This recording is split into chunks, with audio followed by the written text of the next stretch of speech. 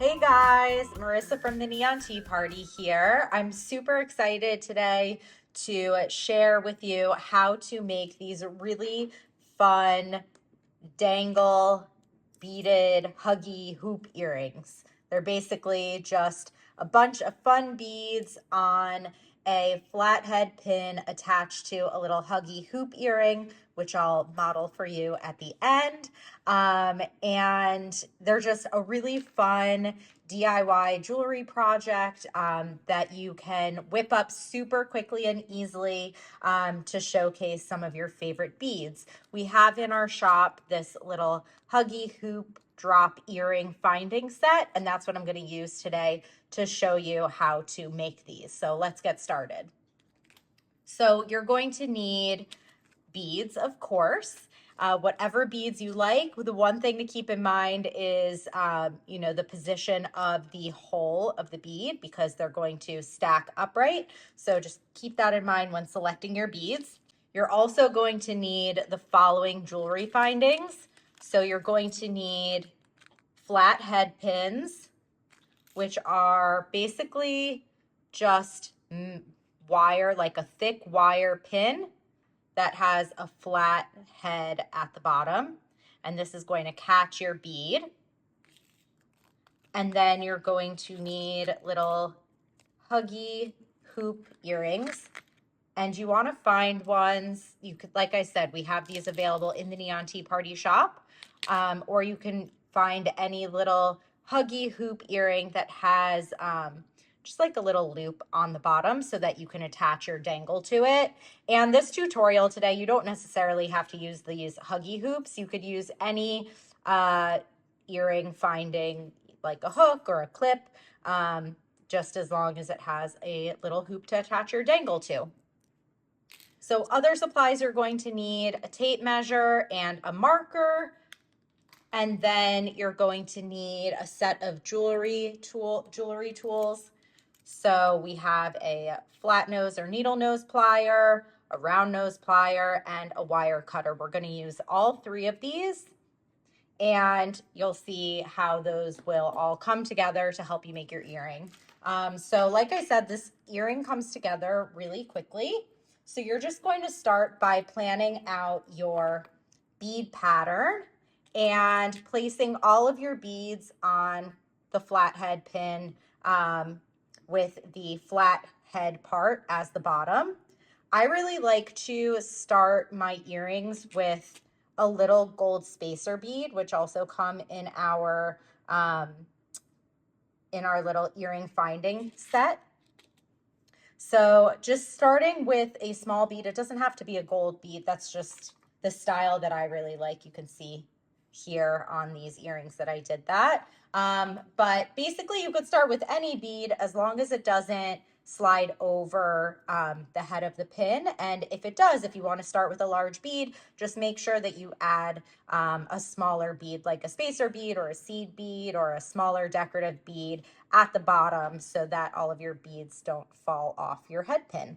So once you have all of your beads stacked up on your flathead pin, you want to first just make sure that you leave enough space at the top to be able to turn a loop, which is basically the main part of the lesson today. And you want to leave about an inch at least. Obviously, this is a lot longer, so just make your earring as long as you'd like it to be and leave at least an inch. And then now we're going to get started with creating the little loop that's going to go above your beads, and that's going to attach to your earring finding. So I'll just pull in the example here again. We're basically going to learn how to turn a loop using the jewelry tools that I showed you, the flathead pin, the wire cutters, and the round nose plier. Sorry, the flat nose plier, the round nose plier, and the wire cutters. And we're going to turn a loop. So the first thing that we're going to do is you could take your flat nose or needle nose pliers, and we're going to want to bend our wire to be a right angle and have that right angle go right above your beads where they end. So just make sure you push all your beads down. You're going to grip the bottom of the wire with your pliers, and you're going to turn a right angle, just like that.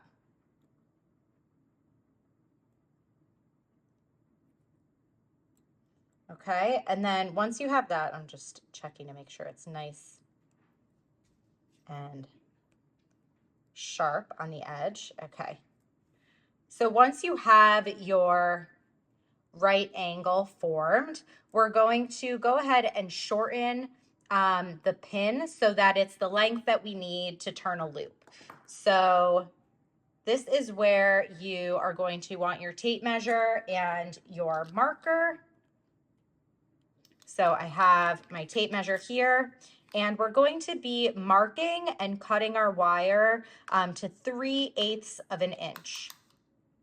So I already have on my tape measure here, you don't necessarily need to do this, but if you plan on making a lot of earrings and you don't mind marking up your tape measure, I've added just a little marker dot at the 3/8 mark. And then what you can do is take your marker. I like to use these fine point Sharpies, and you could just make a little mark on your wire at the 3/8 mark, 3/8 of an inch mark. And that will just make it a lot easier in the next step to cut your wire where you need. But you know, you don't necessarily have to mark it with the marker. You can use your plier if you want and just sort of, you know, hold it up, do it like this. So now that you've marked where you want to cut your wire, we're going to go ahead, use a pair of wire cutters to snip the wire, and just for safety's sake, make sure that you have the flat part of the wire cutter facing your body. You have the point of the pin away from your body, and because this part can go flying when you snip it. So you can also hold it in place so it doesn't do that, but just make sure that you're cutting away from your body. Okay. So at this point, you'll have all your little beads. You have your pin turned at a right angle. It's cut to 3/8 inches. I might have gone over slightly, but you get the gist. And now we're going to turn our loop. So you're just going to need a pair of round nose pliers, and you can also mark your round nose pliers so that you are turning your loop on the same point on the plier every time, so that your earrings have matching sized loops. So I've marked mine. It's about 1/4 of the way down, but you can kind of play with your round nose pliers and see where the best spot on yours are. And so what you're going to do is you're going to grab the very end of your pin, and you want to, if you've marked or found your place where you want to turn your loop, you're going to place your pin there. And you also want to line it up so that the end of the pin lines up with basically the side of the pliers. You could just run your finger over so that you feel that it's there, but you haven't overshot. And you want to grip your pliers like a bicycle handle or a shopping cart. And basically what we're going to do is, in this next step, is hold our earring steady in place, and you're going to turn your loop just by rotating your hand forward in a very swift motion. So I often like to count down, gives just a little bit of momentum and confidence. So I'm going to count down, and again, I'm going to hold my earring in place with my non-dominant hand, and I'm going to roll my wrist forward with my dominant hand, and it's going to turn a loop. So I'm going to do it above so that it's comfortable for me, but then I'll turn it to the side so you could see. So I'm going to count down 3, 2, 1, and you just turn in one motion. And basically, once you do that, it's going to be a little cockeyed, and that's totally fine. That's to be expected, but you should at least have a nice round loop at the top. And then you can come back in with your pliers and just sort of turn your loop upright. Just give it a little bit of an extra push. You might want to turn it so that it's sitting upright. You can bring back your flat nose or needle nose pliers to help you with this process. And you also don't necessarily have to close the loop fully right now, because now all you're going to do is pop your little dangle onto an earring. So you're going to need your loop to be open anyway, and you always want to open your loop like a hinge. You don't want to pull it up and sort of stretch it into a corner. You want to always turn your loop on a hinge, and that will just keep the integrity of the shape and the strength of your wire. So I've just gone ahead, added my earring, and I'm going to just close this back up. There you go. And I have my little dangle earring. It's so cute. These are beads that we carry in our bead shop, in the Neon Tea Parties shop. Everything is linked below, all the beads, all the findings, all the tools that I used here today. And you can just make infinite little dangly earrings. And I like to make these all mismatched just because there's so many fun beads that you can use.